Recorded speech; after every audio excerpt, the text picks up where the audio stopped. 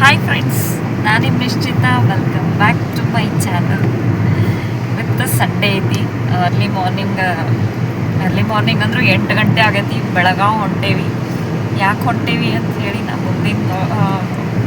ಮುಂದೆ ಹೋಗ್ತಾ ಹೇಳ್ತೀನಿ ನಾನು ನಿಮ್ಗೆ. ಮಳೆ ಬರತೈತಿ. ಕ್ಲೈಮೇಟ್ ಸೂಪರ್ ಅಂದ್ರೆ ಸೂಪರ್ ಐತಿ. ಭಾರಿ ಮಸ್ತ್ ಕ್ಲೈಮೇಟ್ ಐತಿ. ಇವತ್ತಿನ ಬ್ಲಾಗ್ ಭಾಳ ಎಕ್ಸೈಟಿಂಗ್ ಆಗೋದೈತಿ. ಬೆಳಗಾವ್ದಾಗ ಏನೇನೆಲ್ಲ ಮಾಡ್ತೀವಿ ಅನ್ನೋದನ್ನು ನಿಮ್ಮ ಜೊತೆ ಶೇರ್ ಮಾಡ್ಕೊತೀನಿ. ಸರಿ, ಆಗಲಿಂದ ನಂಗೆ ಕಾಡ್ಸತ್ತಾಳ, ಈ ವ್ಲಾಗ್ ಮಾಡ್ಬೊಮ್ಮ ಅಂತ ಹೇಳಿ. ನೋಡ್ರಿ ಮಕ್ಕ ಹೆಂಗೆ ಮಾಡೋಣ, ವ್ಲಾಗ್ ಮಾಡೋಂಗಿಲ್ಲ ಇದಕ್ಕೆ.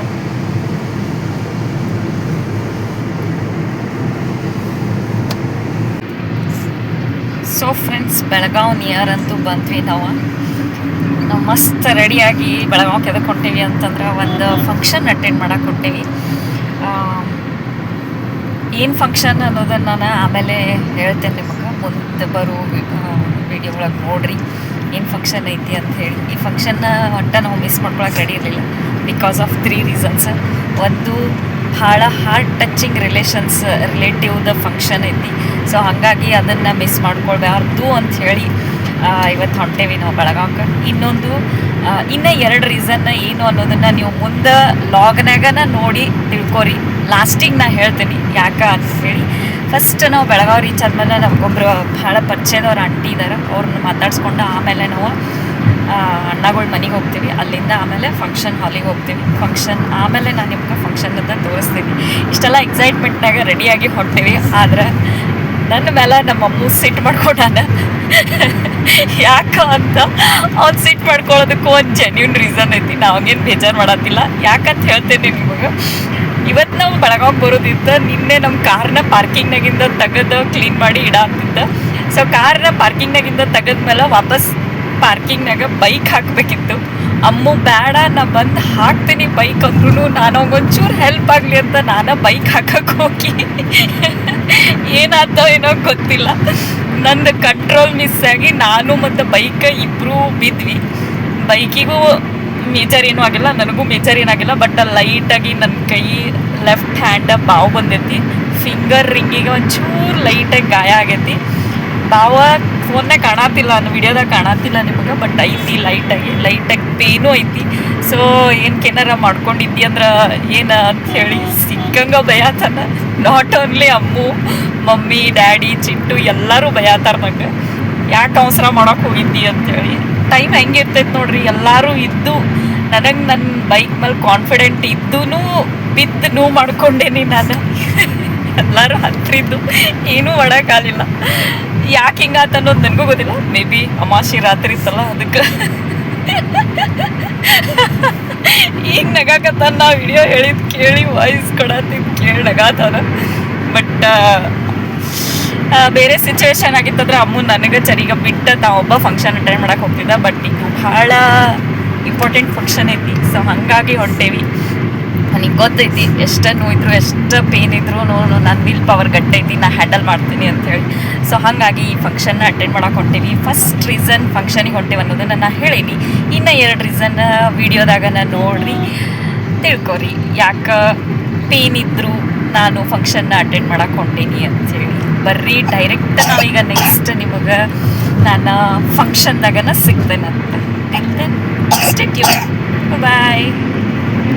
ಬೆಳಗಾವಿ ರೀಚ್ ಆದಮೇಲೆ ನಾವು ನಮ್ಮ ಎಲ್ಲ ಕೆಲಸನೂ ಮುಗಿಸ್ಕೊಂಡು ನಾವು ಫಂಕ್ಷನ್ ನಡೆಯುವ ವೆನ್ಯೂ ಬಂದು ಮಯೂರ್ ಪ್ರೆಸಿಡೆನ್ಸಿ ಹೋಟೆಲ್ ಅಂಥೇಳಿ. ಅಲ್ಲಿ ಬಂದಮೇಲೆ ಮಿರ್ಜಿ ಅಂಕಲ್ದು ರಿಟೈರ್ಮೆಂಟ್ ಫಂಕ್ಷನ್ನ ಅಟೆಂಡ್ ಮಾಡತ್ತೀವಿ. ಫಸ್ಟ್ ಅವ್ರನ್ನ ಫ್ಲವರ್ ಬೊಕೆಯಿಂದ ವೆಲ್ಕಮ್ ಮಾಡಿಕೊಂಡು ಆಮೇಲೆ ವೆಲ್ಕಮ್ ಸ್ಪೀಚಿಂದ ಸ್ಟೇಜಿಗೂ ಕೂಡ ಅವ್ರನ್ನ ನಾವು ವೆಲ್ಕಮ್ ಮಾಡ್ಕೊಂಡ್ವಿ ನೋಡ್ರಿ. ನೆಕ್ಸ್ಟ್ ಇಲ್ಲೇ ಏನಿತ್ತಂದ್ರೆ ಒಂದು ಚೆರಿದು ಪರ್ಫಾರ್ಮೆನ್ಸ್ ಇತ್ತು. ಆಕಿಯಿಂದ ಇಲ್ಲಿ ವೆಲ್ಕಮ್ ಸಾಂಗ್ನ ಪರ್ಫಾರ್ಮ್ ಮಾಡಾಕಿದ್ಲ. ಸೊ ಬರೀ ಈಗ ಚೆರಿದು ವೆಲ್ಕಮ್ ಸಾಂಗ್ನ ಕೇಳ್ಕೊಂಡು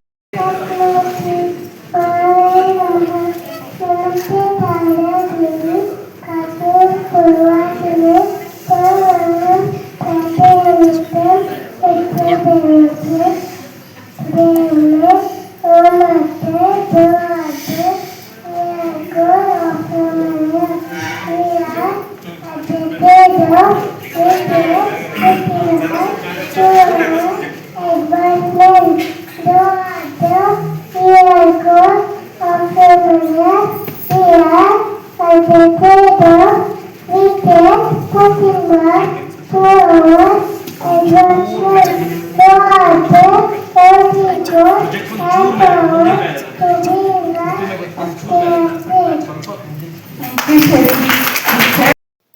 ವೆಲ್ಕಮ್ ಸಾಂಗ್ ಆದಮೇಲೆ ಕೇಕ್ ಕಟ್ಟಿಂಗ್ ಸೆರೆಮನಿ ಇತ್ತು ನೋಡ್ರಿ. ಆಕೆ ಏನು ಹಾಡಿದ್ಲೋ ಆಕೆಗೆ ಗೊತ್ತಾಗಬೇಕು. ತೊದಲ್ ಧ್ವನಿ ಒಳಗೆ ಏನೋ ಒಂದು ಹಾಡಿ ಮುಗಿಸಿದ್ಲು. ಸೊ ನಿಮಗೆ ಯಾರಿಗಾರ ಆಕೆ ಸಾಂಗ್ ಅರ್ಥ ಆಗಿದ್ರೆ ನನಗೆ ಕಮೆಂಟ್ ಮೂಲಕ ತಿಳಿಸ್ರಿ. ಕೇಕ್ ಕಟ್ಟಿಂಗ್ ಸೆರೆಮನಿ ಆದಮೇಲೆ ಒಬ್ರಿಗೊಬ್ರು ಸ್ವೀಟ್ನ ಶೇರ್ ಮಾಡಿಕೊಂಡ್ರು ನೋಡ್ರಿ. ಇದಾದಮೇಲೆ ನೆಕ್ಸ್ಟ್ ಮಂಗಳಾವೈನಿ ಸರ್ ಬಗ್ಗೆ ಇಂಟ್ರೊಡಕ್ಷನ್ ಸ್ಪೀಚ್ನ ನಮ್ಮ ಜೊತೆ ಶೇರ್ ಮಾಡ್ತಾರೆ ನೋಡ್ರಿ. 28 ವರ್ಷಗಳ ಶಿಕ್ಷಕ ವೃತ್ತಿಯಿಂದ ವಯೋನಿವೃತ್ತಿ ಹೊಂದಿರ್ತಾರೆ. ಅವರು ವಿದ್ಯಾರ್ಥಿ ಜೀವನದ ಬಗ್ಗೆ ಒಂದು ಕಿರು ಪರಿಚಯ ತಮಗೆ ಮಾಡಿಕೊಡ್ತೇನೆ. ಅವರು ಫಸ್ಟ್ 7th ತರಗತಿಯನ್ನು ಮರಾಠಿ ಪ್ರೈಮರಿ ಸ್ಕೂಲ್ ನಿಪಾಣಿಯಿಂದ ಮುಗಿಸಿರ್ತಾರೆ. 8ರಿಂದ 10ನೇ ತರಗತಿವರೆಗೆ ಹೈಸ್ಕೂಲ್ ವಿದ್ಯಾರ್ಥಿ ಜೀವನವನ್ನು JA ಹೈಸ್ಕೂಲ್ ಅಥಣಿಯಿಂದ ಮುಗಿಸಿರ್ತಾರೆ. ಮುಂದೆ ತಮ್ಮ ವೃತ್ತಿ ಜೀವನದ ಮೈಲುಗಲ್ಲಾದಂಥ TCH ವಿದ್ಯಾರ್ಥಿಯನ್ನು ಅವರು ಮರಾಠಿ ಟ್ರೈನಿಂಗ್ ಕಾಲೇಜ್ ವಡಗಾವಿಂದ ಮುಗಿಸಿರ್ತಾರೆ. ತದನಂತರ ತಮ್ಮ PUC ಮತ್ತು BA ಅನ್ನು SMS ಕಾಲೇಜ್ ಅಥಣಿ ಮತ್ತು B.Ed ಪದವಿಯನ್ನು ತಮಿಳುನಾಡು ಅಣ್ಣಾಮಲೈ ಯೂನಿವರ್ಸಿಟಿಯಿಂದ ಮುಗಿಸಿರ್ತಾರೆ. ಮೊದಲೇ ಹೇಳಿದಂತೆ ಅವರು ಜುಲೈ 31, 2025ಗೆ ಅವರು ನಿವೃತ್ತಿಯನ್ನು ಹೊಂದಿರ್ತಾರೆ. ದೇವರು ಅವ್ರಿಗೆ ಇನ್ನೂ ಒಳ್ಳೆಯ ಆಯುರಾರೋಗ್ಯ ಕೊಡಲಿ. ಮುಂದಿನ ಜೀವನ ಅವರು ಯಾವ್ಯಾವ ಇದರಲ್ಲಿ ಯೂಸ್ ಮಾಡ್ತಾರೆ ಅವ್ರಿಗೆ ಅವ್ರ ಮಕ್ಕಳಿಗೆ ಎಲ್ಲರಿಗೂ ಒಂದು ಸಕ್ಸಸ್ ಕೊಡಲಿ ಅಂತ ದೇವರನ್ನ ಹಾರಿಸ್ಕೊತ ನಾನು 2 ಕಿರು ಪರಿಚಯವನ್ನು ಮುಗಿಸ್ಕೊಳ್ತೀನಿ.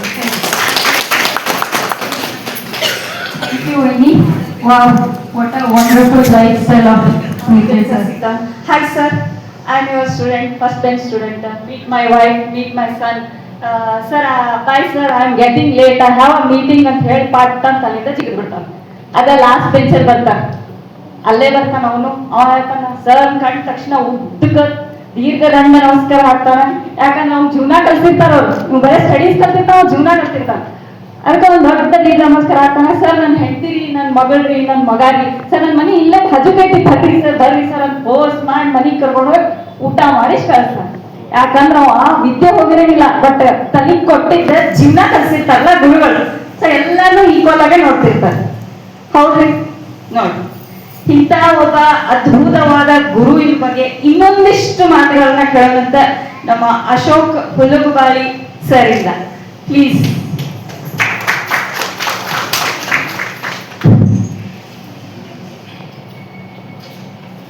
ಇವತ್ತಿನ ಕಾರ್ಯಕ್ರಮದ ಕೇಂದ್ರ ಬಿಂದುವಾಗಿರುವ ಮಿರ್ಜೆ ಸರ್ ಅವರಲ್ಲಿ, ಮಿರ್ಜೆ ಮೇಡಮ್ ಅವರಲ್ಲಿ, ನಮ್ಮ ಪರಿವಾರದ ಅತ್ಯಂತ ಹಿರಿಯ ನಾಗರಿಕರು ಆದ ದೇಮಪ್ಪ ಪಾಶಾಪುರ್ ಅವರು ಇವತ್ತು ಬರಬೇಕಿತ್ತು. 94 ವಯಸ್ಸು, ಬಟ್ ಕಾರಣಾಂತರದಿಂದ ಇವತ್ತು ಬರಲಿಕ್ಕಾಗಿಲ್ಲ ಅವರಿಗೆ.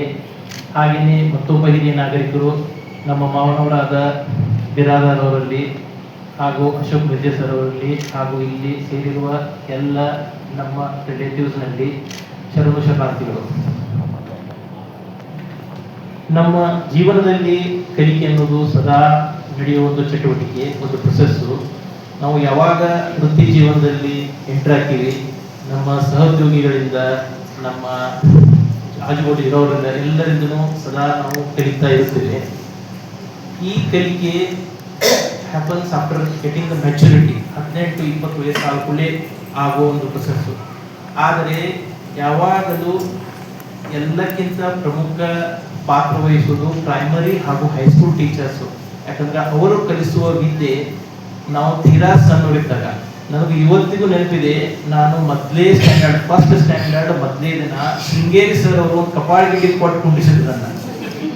ಯಾಕಂದ್ರೆ ಕ್ಲಾಸ್ ಒಳಗೆ ಹೋಗಾಡ್ತಾ ಇರಲಿಲ್ಲ. ನಮ್ಮ ಹೋಗಿ ಅವ್ರ ತೊಡಿ ನಾವು ಹೋಗಿದ್ರು, ಒಂದು ಕಪಾಳಗಿಡಿ ಕೊಟ್ಟರು.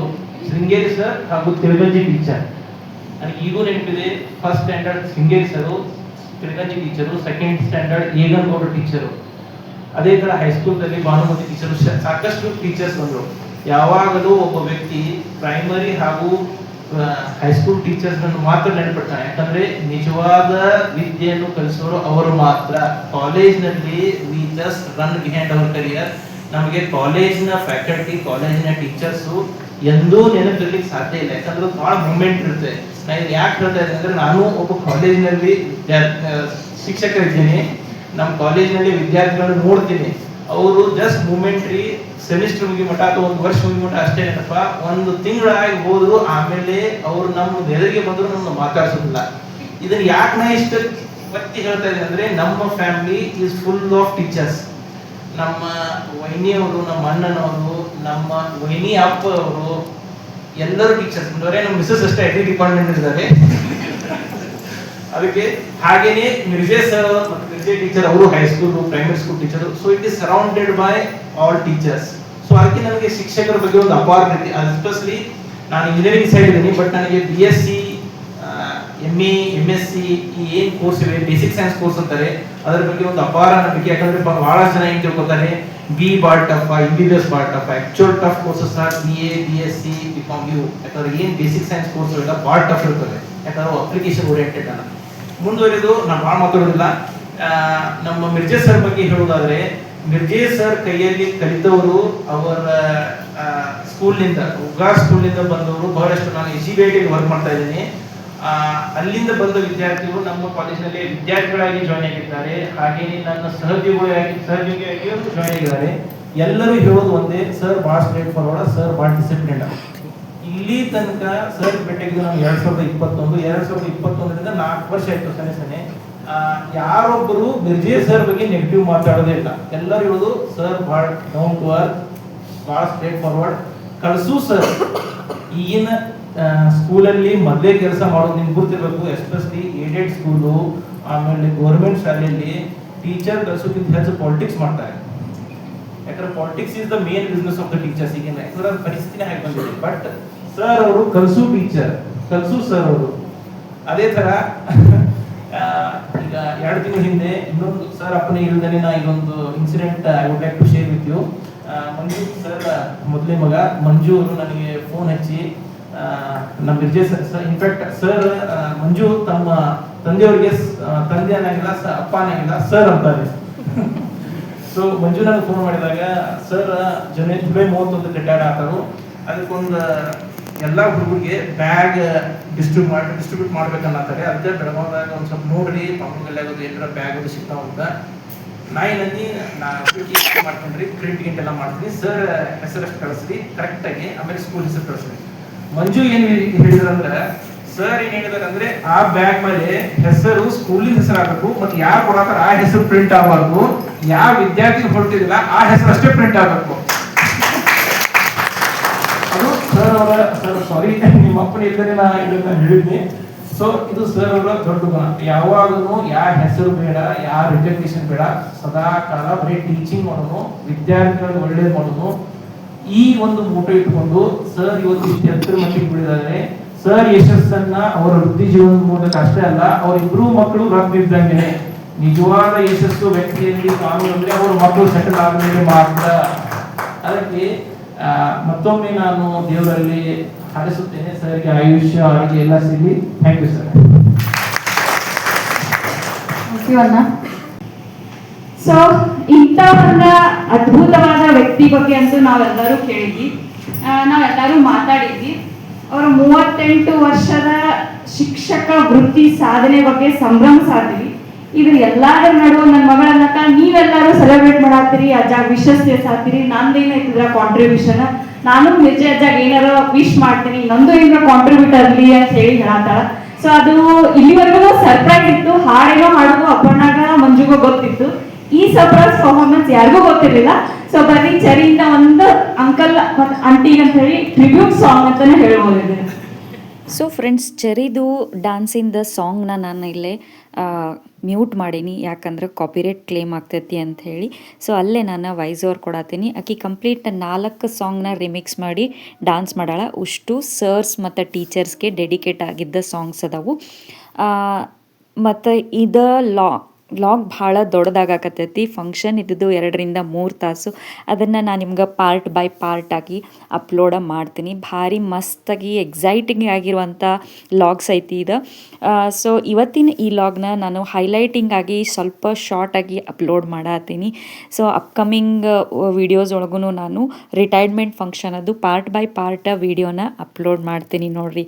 ಸೊ ಫ್ರೆಂಡ್ಸ್, ವ್ಲಾಗ್ ಸ್ಟಾರ್ಟ್ ಮಾಡೋ ಮುಂದೆ ನಾ ಹೇಳಿದ್ದೆ 3 ರೀಸನಿಗೆ ನಾನು ಬೆಳಗಾವ್ ಯಾವಾಗ ಬಂದೀನಿ ಅಂತ. ಫಸ್ಟ್ ರೀಸನ್ ಇದು ರಿಟೈರ್ಮೆಂಟ್ ಫಂಕ್ಷನಿಗೆ ಅಂಥೇಳಿ. ಸೆಕೆಂಡ್ ರೀಸನ್ ಏನಿತ್ತು ಅಂಥೇಳಿ ಅಂದ್ರೆ ಈ ಫಂಕ್ಷನದ್ದು ಕಂಪ್ಲೀಟ್ ಹೋಸ್ಟಿಂಗು ನಾನು ಮಾಡೋಕ್ಕಿದ್ದೆ, ಸೊ ಅದಂಥೇಳಿ.